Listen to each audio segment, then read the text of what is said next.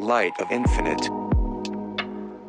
The part of poetry that I love the most, beyond spinning words and thoughts into what sounds like spaces I would want to travel, is that much like visual art, the reader interprets in the way that they want or may need to in the moment and takes away what they may.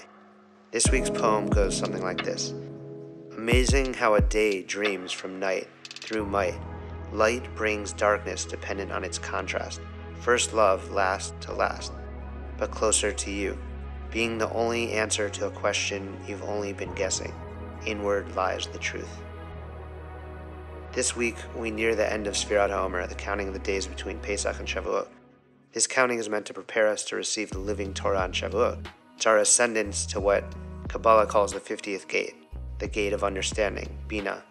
As we ascend, we are finding that we all have this Nefesh Elokit, a part of God, that truly lies within each of us. We just need to transcend the layers of doubt and unlock the powerful truth and redemption that awaits. All of this begins with Pesach, which in Likutei Halachot is explained as Pesach, literally a talking mouth. This means that the only way to reach the upper levels of holiness is through speech, through tefillah, prayer, the true speech of calling out to Hashem. The blessings you receive correlate to the words that you speak. This is the power of counting out loud with the blessings of Sfirat HaOmer. The opening verse of this week's Parashat Bamidbar reads, V'yidaber Hashem el Moshe Bamidbar, and God spoke to Moshe in the desert.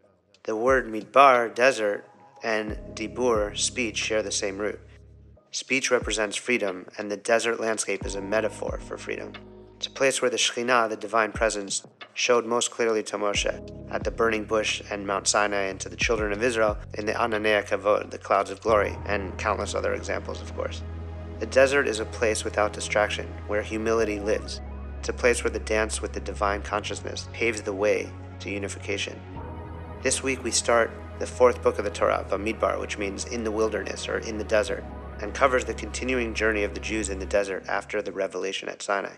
In English, though, it's called Numbers. And while we count the days leading up to the receiving the Torah, we learn that Moshe and Aaron are instructed to count the Jewish people in the desert, and so the book is known simply as Numbers. At this point in the narrative, there have already been 2 censuses taken, but this one's different. The census is taken of 12 tribes of Israel. Moshe counts 603,550 men between the ages of 20 and 60 years old, while the tribe of Levi are counted separately and number 22,300 males ages 1 month and older. As it's written, count the heads of the entire assembly of the children of Israel. Rashi explains the powerful verse of Hashem choosing to count us demonstrates his love for us. When a person's being counted, they could look at it as if they themselves are so precious that they're being treasured in this way, or they could think that they don't matter much as an individual. What they do doesn't matter because they are only being counted as part of a group, insignificant in comparison to the whole. Balbim's Eretz Chemda explains that each person is always both an individual and a part of a whole. Each and every one of us is a complete world, a microcosm of the world, and we all share in the whole, like the stars to which we are compared. The stars taken all together are a unit, but each star is a world unto itself. As it says in Yeshayahu, who brings forth their army in number and calls to all of them by name. The Lubavitcher Rebbe elaborates on Rashi's point that the counting was done to show Hashem's love for us, saying that Hashem's focus has to have been on the part of us that is equal, which is our essence, our soul. The point in the census was to bring the soul to our awareness. The Rebbe also explains the difference between this third census and the first 2. The first was when Moshe counted the Israelites. When they went out of Egypt, identified each person who had made the courageous self-sacrifice following the word of Hashem into the wilderness. Moshe again counted the Israelites when the Mishkan was built, the tabernacle. The count and construction was done through the half-shekel donation, which touched on both the intellect and emotion of the Israelites as they prepared for the work that would bring the Shekhinah, the divine presence, down. Hashem commanded them and the Israelites followed. His third count was different though, because Moshe and Aaron both counted, and the Israelites, by their own emotion and action in the service of the Mishkan, brought Hashem into their midst. They created a union of their individual and collective Jewish souls with Hashem. As we read earlier, take from among you an offering for Hashem. Whoever is generous of heart shall bring the offering of Hashem to contribute to the building of the Mishkan. In Judaism, heart and action are intertwined. So every wise-hearted man among you shall come and do, creating excitation from below, through generosity drawn from above. This emotional and physical contribution creates a reciprocal relationship between Hashem and man, and this is how Hashem's glory filled the Mishkan. In an often quoted Mishnah from Sanhedrin, it's written, "Every human being is unique, and every human being is a copy of the prototype human being." Adam. Therefore, every human being must say, "For my sake the world was created." In Judaism, we believe that every being was created in the image and likeness of God. And from the same Mishnah, our sages teach us that every life is like an entire universe. It's when our soul enters our body that this becomes true. A body without a soul is similar to any other, but the awareness of the soul as part of the body is recognized by an individual. He or she can begin to live out one's purpose. Their potential to be an entire universe becomes apparent. To use the body, the finite, to spiritualize reality and to fill the light of the infinite, that's when the body is a vessel for the soul.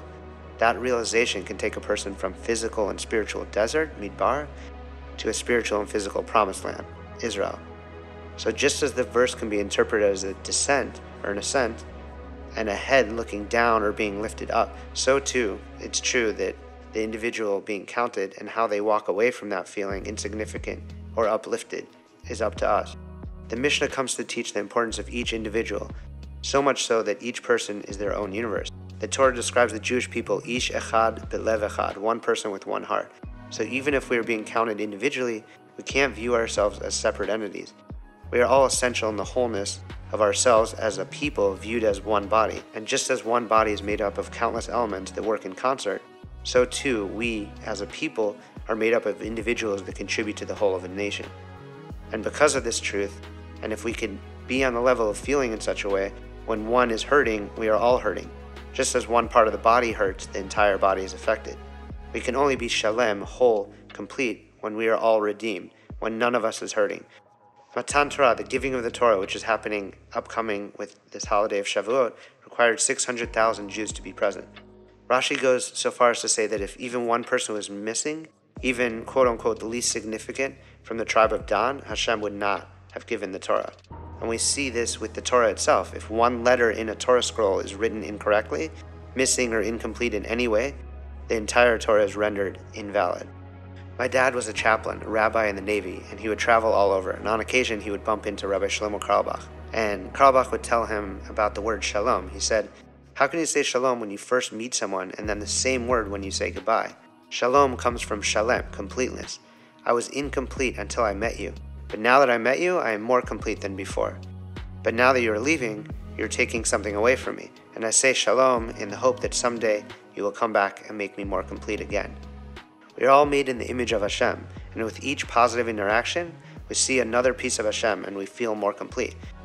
The first census coincides with Pesach, a time when revelation comes from above. Hashem's love and mercy towards us is shown, but not by our own action or merit. After the period comes the Omer, a time of sacrifice, a time the Rebbe calls the revelation that comes from below, when through Hashem's grace our own merit brings forth the Torah that will be revealed on Shavuot. The third census involved not just Moshe, but Aaron too. Whereas Moshe is Hashem's channel for revelation from above, Aaron, the priest, elevates Israel from below.